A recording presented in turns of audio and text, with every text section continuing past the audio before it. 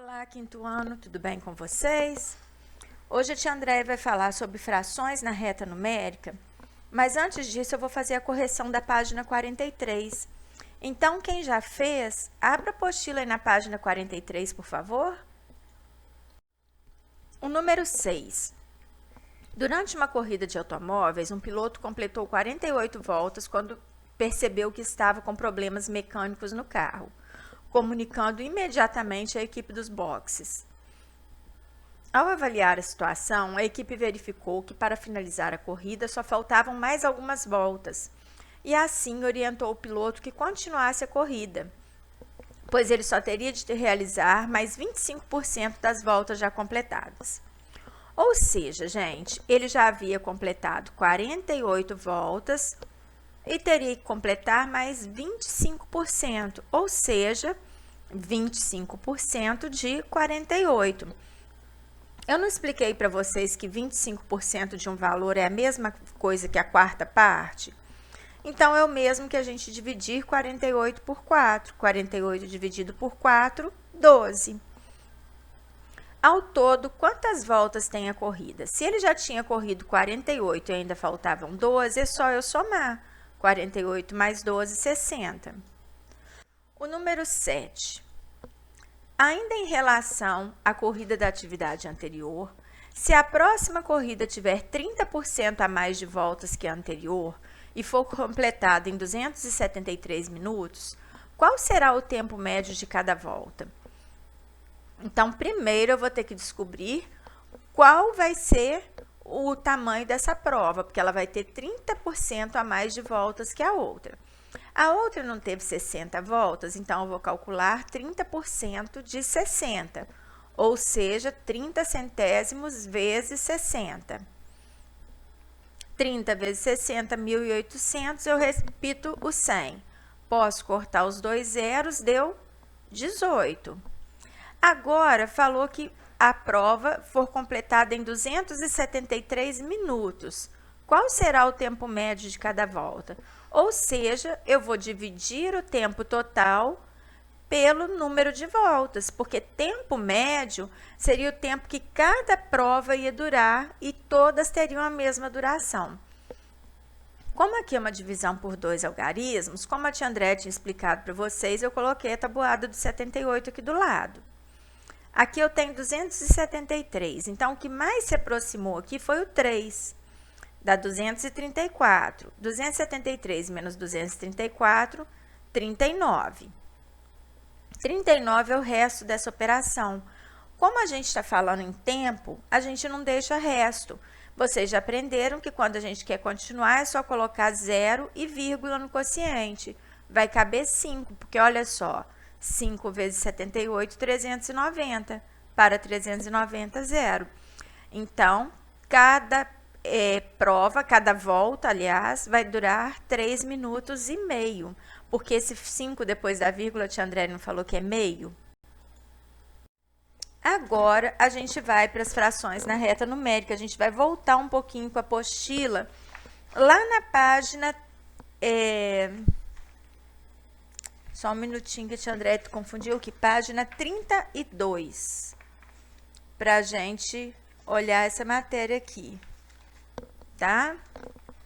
Aqui, gente, está falando que uma pessoa de 24 anos, ela terá passado 2/5 da vida dela como criança, metade como adolescente e 1/12 como adulto. Isso é lógico que varia de pessoa para pessoa, do corpo de cada um, mas isso assim, considerando a maioria. Então, será que essa pessoa passou mais tempo como criança ou como adolescente? Qual a informação que a gente tem? 2/5 da vida como criança e metade como adolescente. Metade não é mesmo que um meio? Para eu comparar frações, quando os denominadores são diferentes, a gente pode usar uma reta numérica para fazer essa comparação. Olhem aqui. 2/5. Eu peguei uma figura, uma reta, e dividi em 5 partes iguais. E marquei cada pedaço é 1/5. 5/5 significa 1 inteiro, não é? Então, ó, 2/5 está aqui na reta numérica. Essa aqui, para eu representar 1/2, eu peguei uma reta do mesmo tamanho e dividi ao meio. Então, 1/2 está aqui. Então, só da gente comparar essas duas retas, a gente vê que 1/2 está mais à direita que 2/5. Elas não são do mesmo tamanho. Então, eu já posso afirmar que ela passou mais tempo como adolescente do que como criança, porque 1/2 é maior que 2/5. Outra maneira de eu comparar essas duas frações seria transformando as duas em frações com denominadores iguais. Eu posso fazer 5 vezes 2 não são 10? Então, eu transformo os dois denominadores em 10. Se 5 vezes 2 são 10, eu tenho que fazer 2 vezes 2, 4. 2 vezes 5, 10. 1 vezes 5, 5. 4 décimos é menor que 5 décimos. Aqui, olha, tá vendo que as três retas são do mesmo tamanho? Aqui ela está dividida em 10 partes iguais. Mas olhem a direção do 2/5 e 4 décimos. Está vendo que é a mesma? A direção de 1/2 e 5 décimos, está vendo? Ou seja, essa fração aqui é equivalente a essa aqui.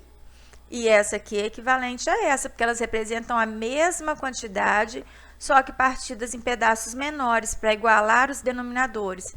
Então, aqui a gente vê também que 2/5 é menor que a metade.